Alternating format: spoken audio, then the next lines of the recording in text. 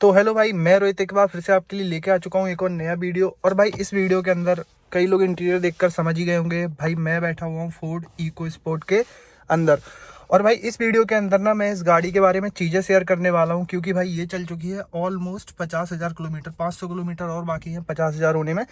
तो भाई 50,000 चलने में इस गाड़ी के अंदर क्या क्या दिक्कतें आई और क्या क्या इस गाड़ी के अंदर चीज़ें अच्छी हैं, और एज एन यूज़र मुझे क्या क्या इस गाड़ी के अंदर अच्छा लगता है। क्योंकि भाई आज भी ना सेकेंड हैंड मार्केट के अंदर इस गाड़ी की जो फैन फॉलोइंग है वो अलग ही है। मतलब कई लोग होते हैं जिनके पास पैसे होते हैं नई गाड़ी खरीदने के, फिर भी वो लोग जाके second hand EcoSport prefer करते हैं, क्योंकि भाई नई तो ये अवेलेबल है ही नहीं आज के टाइम पे मार्केट में। और भाई कई लोग हैं जो इसको मिस करते हैं, मैं भी उनमें से एक हूँ। पर ऐसा नहीं है कि इस गाड़ी के अंदर सब कुछ अच्छा ही है, कई लोग इसकी मतलब जैसे बुराइयां भी करते हैं। तो भाई इस गाड़ी के अंदर कई चीज़ें हैं जो बुरी भी हैं, वही चीज़ें आज आपके साथ वीडियो के अंदर मैं शेयर करूँगा। भाई कांच नीचे उतार, पता है लॉक नहीं होगी मगर फिर भी एक डर सा मन में रहता है, तो कांच नीचे उतार दिया, चाबी गाड़ी के अंदर लगी हुई है। तो भाई ऐसा सा कुछ लुक है हमारी फोर्ड इको स्पोर्ट का। तो भाई सबसे पहले बता दूं इसकी डिटेल गाड़ी की। भाई ये है 2019 मॉडल और ये ट्रेंड प्लस वेरिएंट है।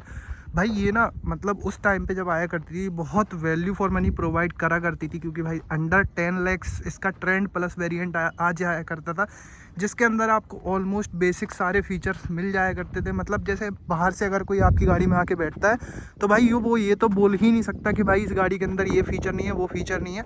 बेसिक फीचर जितने भी होते हैं सारे आपको मिल जाते थे, जैसे auto foldable mirrors, electrically adjustable electrical mirrors तो वो तो हो ही गए, फॉग लैंप, और हेडलाइट्स आपको नॉर्मल रिफ्लेक्टर बेस्ड मिला करती थी, जो कि उतना ज़्यादा कोई ध्यान नहीं देता दूसरों की गाड़ियों पे। वो हमें मतलब खुद ही नज़र आती है, हम खुद ही सोचते हैं कि इसमें प्रोजेक्टर होता तो ठीक होता।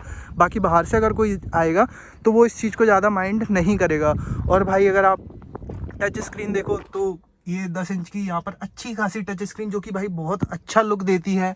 और इंटीरियर भी आप देखो तो ऐसी एज सच कोई भी प्रॉब्लम नहीं है, मतलब अच्छा खासा इंटीरियर आपको मिल जाता है। हाँ, इंस्ट्रूमेंट क्लस्टर थोड़ा बेसिक सा हमें लगता है, पर ठीक है वो उससे ज़्यादा कोई फ़र्क नहीं पड़ता। और आर्म रेस्ट वगैरह अगर आप देखो तो मतलब बेसिक फीचर जितने होते हैं ना वो सारे ही इस गाड़ी के अंदर अपन को देखने को मिल जाते हैं। और भाई फिर अब आते हैं सबसे पहले इस गाड़ी की कमियों पर। कमियों के बारे में पहले बात करते हैं। तो भाई जैसा कि ये 50,000 किलोमीटर चल चुकी है, तो भाई मतलब जब आप गाड़ी नई रखते हो ना तो उतना चीज़ें समझ नहीं आती। हर कोई बोल देता है भाई बहुत पावरफुल है, रिलायबल है। 10-12 हज़ार किलोमीटर में कुछ समझ नहीं आता। आज इस गाड़ी को हो चुके हैं पूरे 6 साल, और 50,000 जैसा कि मतलब नॉर्मल फैमिलीज़ में चलती हैं गाड़ियाँ इतना ही चलती हैं, मतलब साल में 10,000 किलोमीटर, 15,000 किलोमीटर, कई लोग इससे भी कम चलाते हैं। और भाई चलाने वाले तो फिर 6-6 महीने में 50,000 किलोमीटर भी चला देते हैं, वो कोई बड़ी बात नहीं है। फिर हम नॉर्मल फैमिली से बिलोंग करते हैं तो हम अपनी गाड़ी के बारे में बात करेंगे। तो भाई 50,000 किलोमीटर के अंदर इस गाड़ी के अंदर क्या क्या दिक्कतें आई। तो भाई सबसे पहली जो दिक्कत थी वो थी सस्पेंसन की।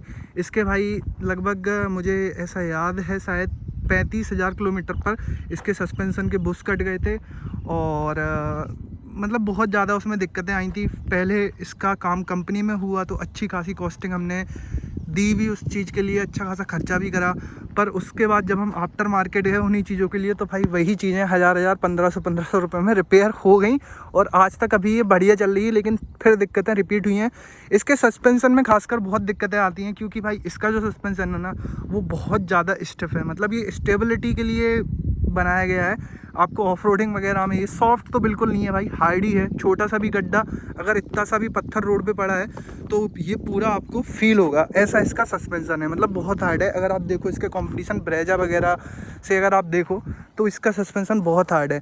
और बताऊँ मैं भाई इस गाड़ी के बारे में, तो भाई आप भले ही मतलब कायदे से इसका कंपटीशन ब्रेजा, वेन्यू जो अंडर सब 4 मीटर गाड़ियां हैं वो हैं, पर भाई जब आप इसको ऑन करोगे ना और यूज़ करोगे तो भाई आपको कहीं से कहीं तक फील नहीं होगा कि ये अंडर सब 4 मीटर है या ब्रेजा से छोटी है, बड़ी है, बराबरी की। आपको यही लगेगा कि आप ब्रेजा से बड़ी गाड़ी लेके चल रहे हो, क्यों भाई ये ना आपको ऐसा लगेगा ही नहीं कि अंडर सब 4 मीटर है और आप कहीं ना कहीं इसको क्रेटा जैसा मतलब मान सकते हो। मैं तो इसको यही मानता हूँ कि भाई ये क्रेटा का कंपटीशन है, क्योंकि भाई आप देखो रोड प्रेजेंस आपको इतना अच्छा किसी भी अंडर सब 4 मीटर एसयूवी में नहीं मिलता। 1.5 लीटर का डीजल इंजन, मतलब अच्छा खासा पावर, आपको बहुत पावरफुल इंजन देखने को मिल जाता है। तो भाई कमियों के बारे में बात कर रहे थे, सॉरी भटक गया मैं। तो भाई कमियों का बताऊं, फिर भाई इसमें कमी आई ABS सेंसर में, ये लेफ्ट हैंड साइड के व्हील में। तो भाई कंपनी में मैं गया, उनने बोला सर चारों ABS सेंसर चेंज होंगे। कॉस्टिंग पूछी मैंने, उनने बताया अराउंड 30,000 आपको पड़ जाएगी चारों सेंसर्स की। फिर भाई अब 30,000 मतलब मैं तो आंखें बंद करके नहीं लगा सकता, अगर 30,000 लगाता ही ऐसे आंखें बंद करके तो फिर मैं इको स्पोर्ट नहीं एंडेवर लेके घूम रहा होता। तो भाई वो चीज़ फिर मैंने बाहर दिखवाई, तो भाई उसमें मुझे 250 रुपये डायग्नोसिस चार्ज देने पड़े। मतलब वो कंप्यूटर लगा के टैबलेट वगैरह वो चेक करते हैं कि क्या दिक्कत आ रही है, क्यों लाइट जल रही है ABS की। उसने चेक करा 250 रुपये उसके लिए। फिर ये लेफ्ट हैंड व्हील में दिक्कत थी सेंसर में, उसने भाई 500 रुपये में मुझे सेंसर सही करके दे दिया। और अभी तक गाड़ी मतलब तकरीबन 7-8 हज़ार उसके बाद चल चुकी है, अभी तक उस चीज़ के बाद मुझे कोई दिक्कत आई नहीं। फिर आप बात करो मतलब रिलायबिलिटी इशूज़ तो इस गाड़ी के अंदर हैं भाई। मतलब ऐसा नहीं है कि मेरी गाड़ी है तो मैं भर भर के तारीफ़ें कर दूं भाई, रिलायबिलिटी इशूज़ इसके अंदर भर भर के हैं। मतलब छोटी मोटी कई सारी दिक्कतें हैं। रेटलिंग साउंड, जैसे आपको मैं एक छोटी सी चीज़ दिखाता हूँ, हालांकि बहुत कोई मेजर नहीं है, पर हाँ भाई ये छोटी छोटी चीज़ें ना गाड़ी को कहीं ना कहीं अनरिलायबल बनाती हैं।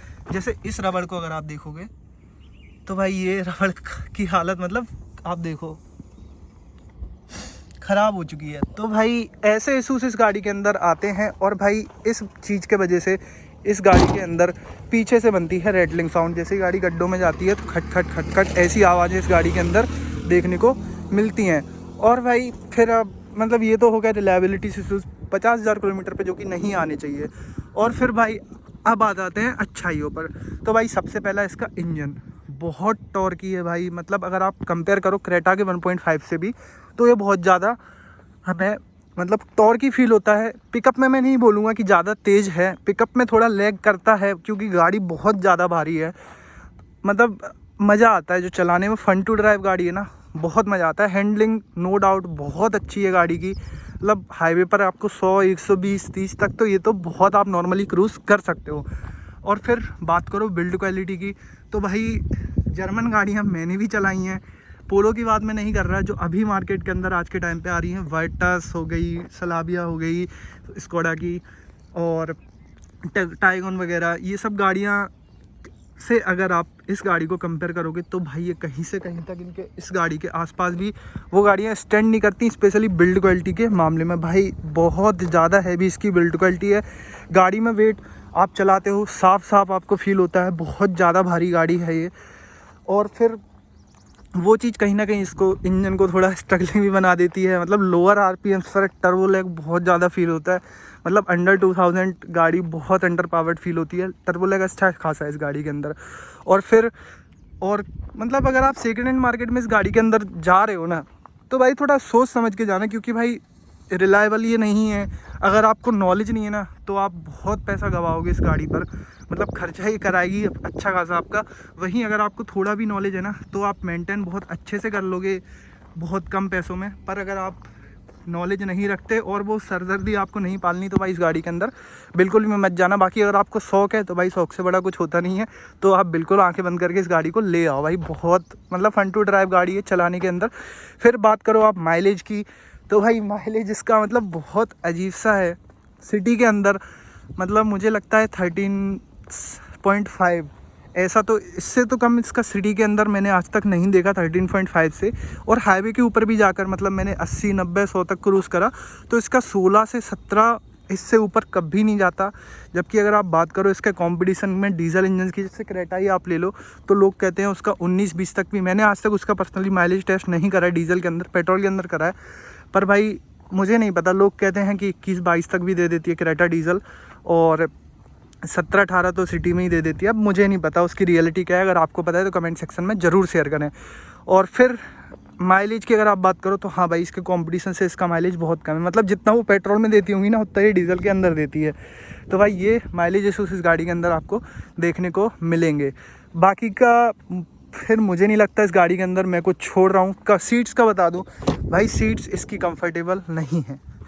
मतलब आप सेफ देख के ही मतलब थोड़ा थोड़ा रियलाइज सा होता है कि हाँ भाई सीट है तो कंफर्टेबल नहीं होंगी। कंफर्ट गाड़ी के अंदर थोड़ा लैग करता है, बाकी का चलाने के अंदर वो चीज़ें कॉम्प्रोमाइज़ हो जाती हैं। आप भूल ही जाओगे कंफर्ट वम्फर्ट जब इसकी गाड़ी की ड्राइविंग सीट पे बैठोगे। बाकी पैसेंजर सीट पे बैठे हो तो कहीं ना कहीं थोड़ा सा लगेगा। इंटीरियर के अंदर बताऊँ तो हाँ भाई इंटीरियर में कोई कमी नहीं है। मतलब अच्छा खासा इसका इंटीरियर है, कोई दिक्कत नहीं है, मुझे बहुत पर्सनली मतलब अच्छा लगता है, थोड़ा रगड टाइप्स इंटीरियर है इसका। और एक चीज़ और इसके अंदर बहुत दिक्कत देती है सिटी के अंदर स्पेशली भाई, इसका ये ब्लाइंड स्पॉट।